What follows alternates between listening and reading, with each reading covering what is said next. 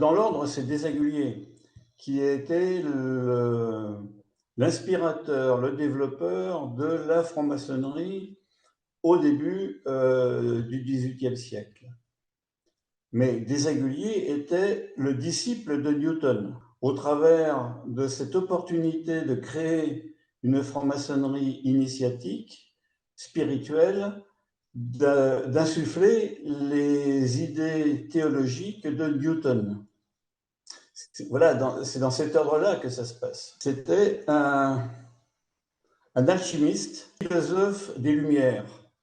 C'est-à-dire qu'il pensait que la spiritualité était intrinsèque à l'être humain et que cette spiritualité avait été irriguée par des religions qui l'ont en quelque sorte simplifié, qui lui ont donné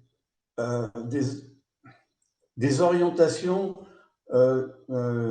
spirituelles rassurantes. Mais on sait aujourd'hui que Newton pensait qu'il y avait cette troisième dimension de l'être humain, qui est la dimension spirituelle, inhérente à l'être humain, totalement différente et extérieure aux religions. Et que les religions ont simplifié cette aspiration humaine et l'ont en quelque sorte complexifiée pour en créer une espèce de mystère.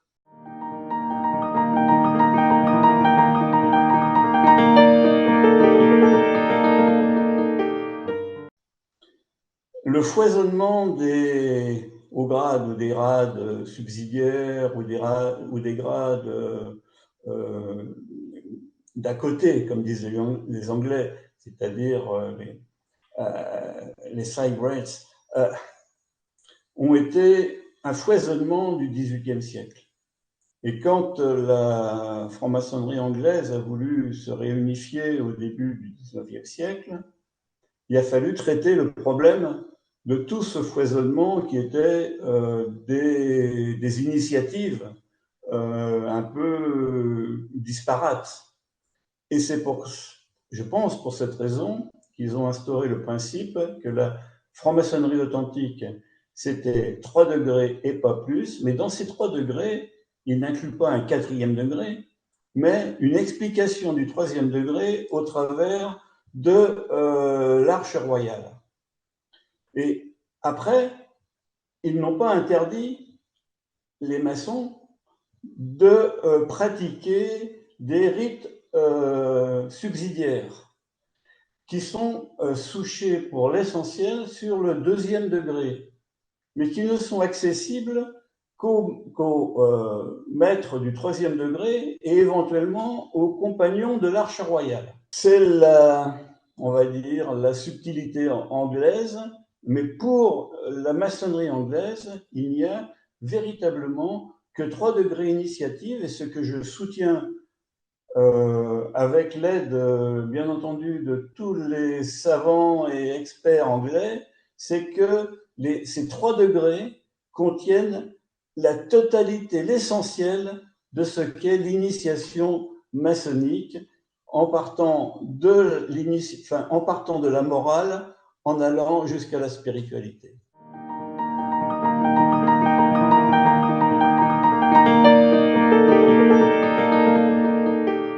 On peut le considérer à différents points de vue. Le premier point de vue, c'est une épreuve.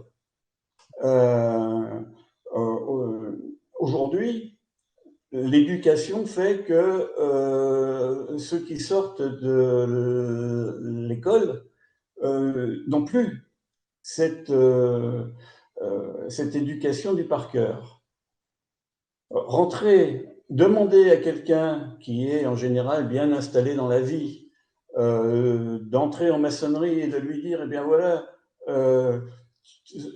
ta première épreuve concernant ta capacité à travailler, c'est de prendre quelque chose par cœur. Ça, c'est la première, on va dire, c'est la justification moderne. À l'origine, ce n'était pas du par cœur, c'était de l'oral. C'est-à-dire qu'il n'y avait pas de texte écrit et les maîtres se transmettaient le rituel de maître à maître. Et chacun adaptait le rituel, adaptait la transmission rituelique en fonction de son auditoire. Et aujourd'hui, on a des études sociologiques qui montrent que la transmission orale dans les tribus, enfin dans tout ce qui est de l'ancien, a une force bien plus grande que la transmission écrite. Et c'est cette tradition qui a été perdue, et qui a été perdue le jour où on a écrit les rituels.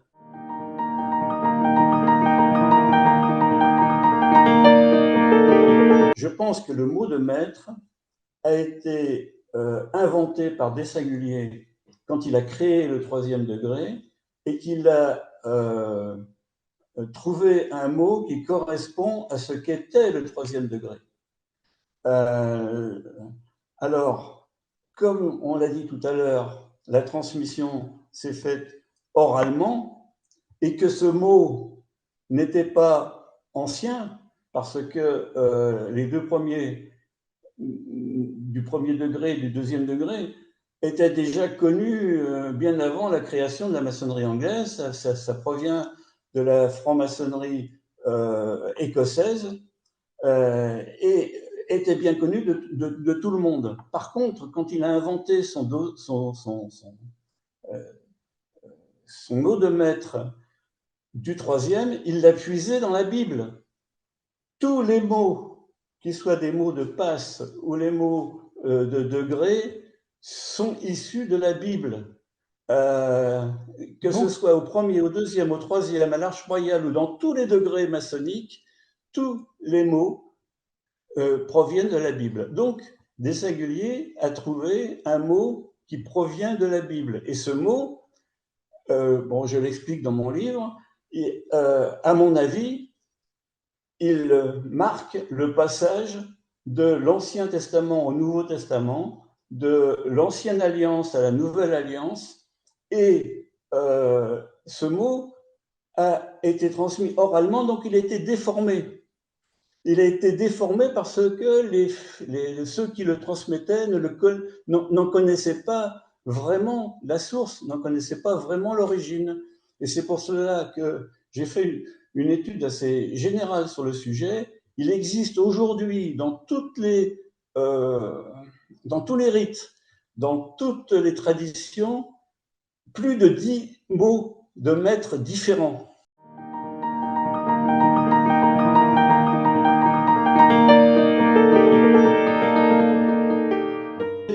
Et là, on retombe de la tradition égyptienne, mais c'est quasiment dans toutes les traditions religieuses humaines, on retrouve cette notion du cercle et qui est souvent associée au soleil.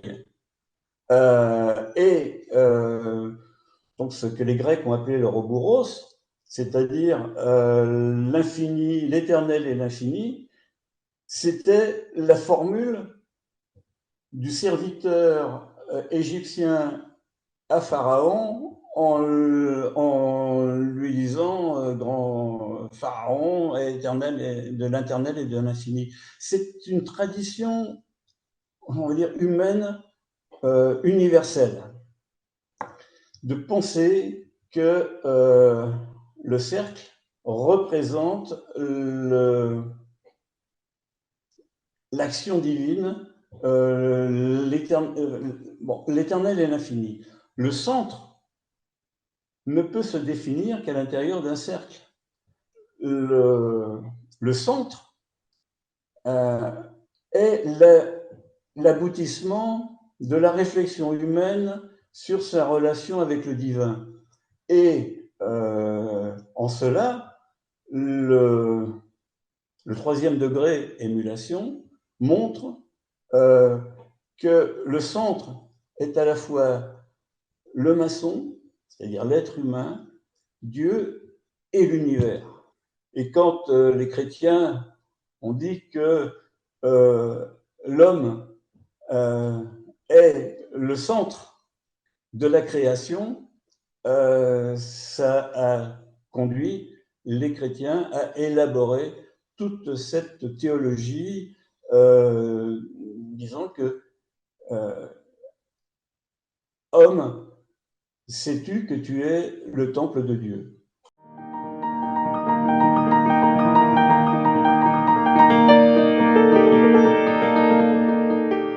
C'est-à-dire que de venir dans un endroit, une loge, qui est un lieu privilégié, où il n'y a ni rivalité, ni concours, ni rien.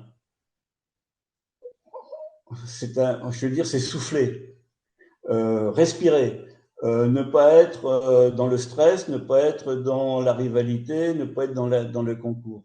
Le deuxième aspect, il est plus profond. J'ai lu récemment une étude dans laquelle on disait que les jeunes d'aujourd'hui sont à la recherche de spiritualité et sont perdus dans l'offre qui leur est offerte par les religions, les gourous divers, euh, les thérapeutes bidons, enfin, qui font l'actualité.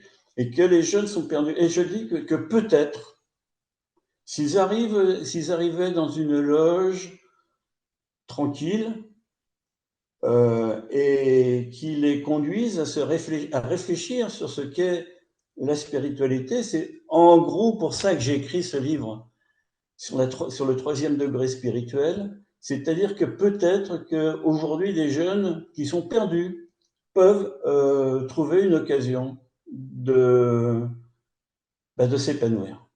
Voilà. Eh bien, Gérard Maillot, merci pour ces réponses qui sont très claires. Bravo pour cet ouvrage qui est une somme de recherche et de traduction très importante, qui donne des explications et d'autres regards sur des symboliques que l'on peut étudier dans d'autres rites, mais qui sont complémentaires. Donc, merci beaucoup et à très bientôt.